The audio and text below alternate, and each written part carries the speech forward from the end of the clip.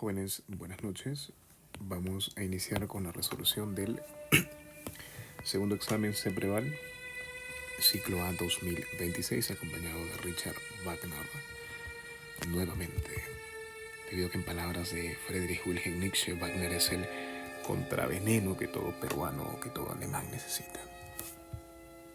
Antes de iniciar, quiero invitarlos al repaso de anatomía para el examen general del Oleval, que va a durar solo 4 semanas, del 9 al 31 de agosto, en donde a través de estas pizarras virtuales vamos a proporcionarle la teoría y vamos a poner más énfasis en las preguntas de admisión.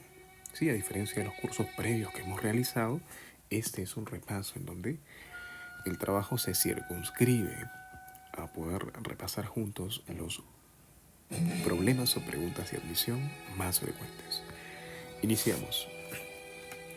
María, paciente del Hospital Regional, refiere tener halitosis, sangrado de encías, disfagia y cialorrea. Mal aliento, gingivorragia, dificultad para ingerir alimentos, cialorrea, excesiva producción de saliva y pérdida de varios dientes. En el examen de la boca se observa dichas manifestaciones y la refieren a estomatología. La refieren al odontólogo. 61. El vestíbulo, entrada a un conducto de la cavidad bucal, es el espacio limitado hacia afuera por... Bien, nosotros tenemos que hacer la siguiente división. Sabemos que al hablar de la boca tenemos una pared anterior, una pared posterior, una pared superior, una pared inferior y una pared lateral. En este caso estamos hablando de la pared anterior, la cual se divide por las arcadas dentales, sí, los dientes. Aquí tenemos los dientes. Anterior a los dientes tenemos al vestíbulo y posterior a la cavidad bucal propiamente dicha. Recuerda que el vestíbulo está tapizado por un epitelio estratificado plano no queratinizado, en donde localizamos a los frenillos labiales y al orificio de desembocadura del conducto parótido. Muy bien, entonces me dice que es un espacio limitado hacia afuera. ¿Quién se encuentra hacia afuera del vestíbulo? Tenemos a las mejillas o carrillos y a los labios. La respuesta sería la C de campechano. 62. La línea alba se observa. Bien, usted tiene que observar la pared lateral en esta imagen. Tenemos al rafe pterigopalatino, al músculo bucinador, y en la cara interna de la pared lateral, entre las molares, usted va a encontrar una pequeña línea que va a ser un engrosamiento de la mucosa, producto de la fricción que se realiza en esta zona. Este engrosamiento no es más que una queratinización mucosa, ¿sí? Entonces me piden dónde se observa la línea alba. Sería la pared lateral de la boca, la E de embeleco. Pregunta 63. El conducto parotidio de las glándulas parótidas se abre en rafe pterigopalatino, músculo bucinador. El conducto parotidio perfora el músculo bucinador y desemboca en la segunda molar superior. Recuerda que la glándula parótida tiene este conducto conocido como conducto parotidio de Stensen, no de Steno. Y es importante porque la glándula parótida es una glándula salival mayor que tiene tropismo para el paromixovirus, igual se produce la famosa enfermedad de las paperas. Entonces la respuesta sería la A de atrabiliario, vestíbulo frente al segundo molar superior. Pregunta 64. Lourdes, estudiante del CEPREVAL, acude a consulta médica por presentar dolor abdominal, náuseas, vómito y diarrea. Refiere que al comer sus alimentos presenta dicha sintomatología y que el médico menciona que tiene dificultad de absorción. ¿Cuál de las siguientes alternativas corresponde a la absorción? En este caso estamos hablando del segmento digestivo inferior, el duodeno con sus 4 porciones, las asas intestinales, yeyuno ilion y el colon, ¿verdad? Veamos, el paso de nutrientes digeridos desde el tubo digestivo hacia la sangre o a la linfa. Esto es correcto, ¿sí? Recuerda que la absorción se produce a nivel de yeyuno ilion principalmente, debido a que tenemos un epitelio cilíndrico asociado a microvellosidades y estas microvellosidades en los enterocitos aumentan la capacidad de absorción. Alrededor del 90% de toda la absorción de los nutrientes se cumple en el estómago. Esto es falso. Alrededor del 10% de la absorción de nutrientes se cumple en el intestino delgado. No, es un mayor porcentaje. Todos los hidratos de carbono se absorben como disacáridos, falso, ¿verdad? También se absorben como monosacáridos principalmente. Y los nutrientes en su mayoría se absorben en el intestino grueso. Eso es falso. En su mayoría es en el intestino delgado. Aquí me gustaría preconizar que la vitamina B9 se absorbe en el yeyuno y la vitamina B12 o cianocobalamina en el ilion, pero en el ilion terminal, junto al factor intrínseco de Castel. Pregunta 65. María, gestante que sufre caída de las escaleras en su casa, se golpea la parte media de la cara afectando la nariz y en consulta médica le diagnostican fractura de la nariz. 65. ¿En qué parte de la cavidad nasal se encuentran los cornetes nasales inferiores?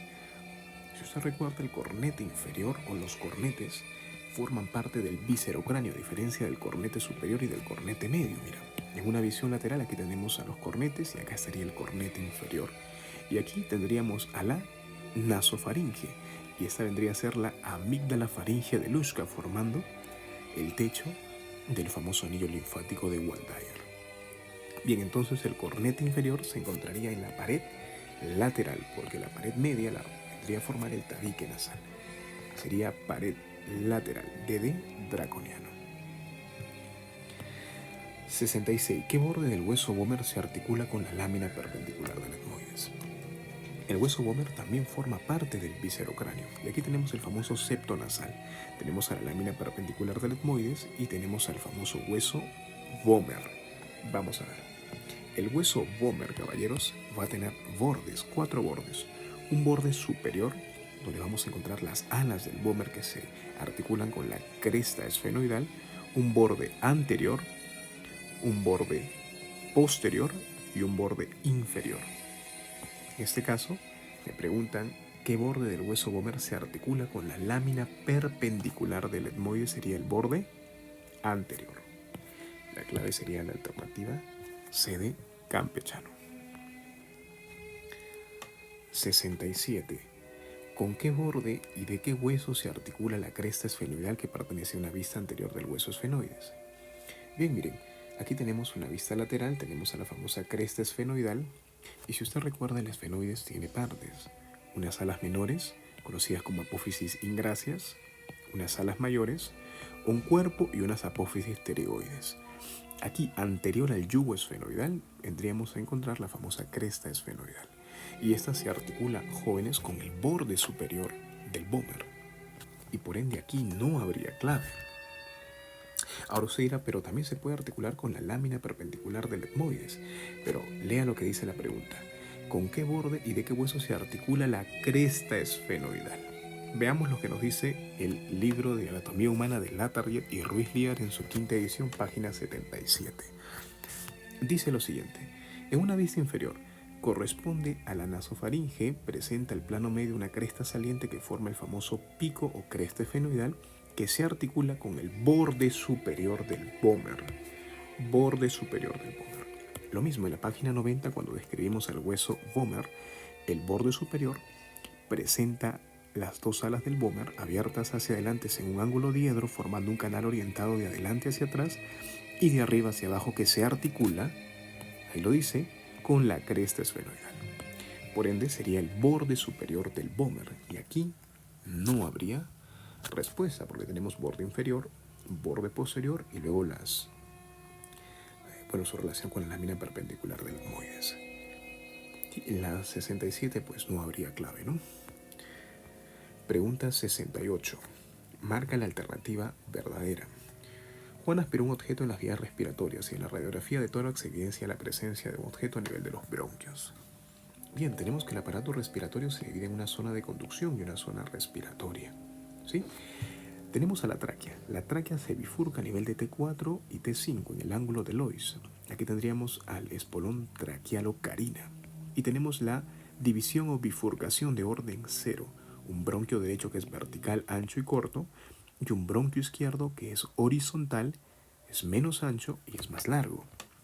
Por ende, al ingerir o aspirar un objeto, un cuerpo extraño, la obstrucción se daría principalmente en el bronquio derecho. Aquí tenemos una radiografía en donde se observa un cuerpo extraño produciendo un efecto valvular y atrapamiento aéreo derecho con desplazamiento mediastínico izquierdo. Aquí la respuesta sería la alternativa D de draconiano. El objeto aspirado tiene más probabilidad de aspirarse y alojarse en el bronquio principal derecho. Pregunta 69.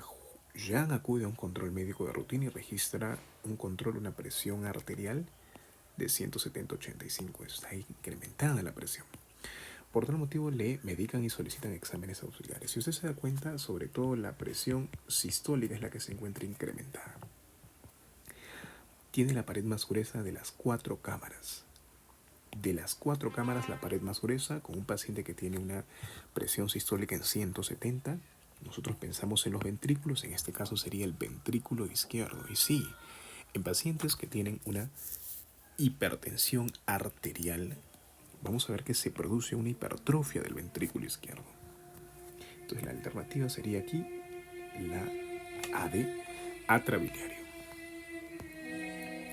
Y 70. ¿Qué alternativa se asocia con el R1, primer ruido cardíaco? Usted recuerda el ciclo cardíaco. Tenemos una sístole y una diástole.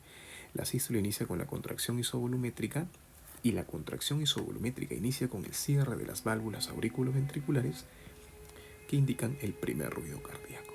Entonces la respuesta sería el cierre de las válvulas auriculoventriculares es el comienzo de la sístole, ¿sí? La alternativa sería la D de draconiano. Y eso sería todo, jóvenes. Muchas gracias. Recuerde que el tiempo es inexorable y que no se puede detener. Aprovechenlo.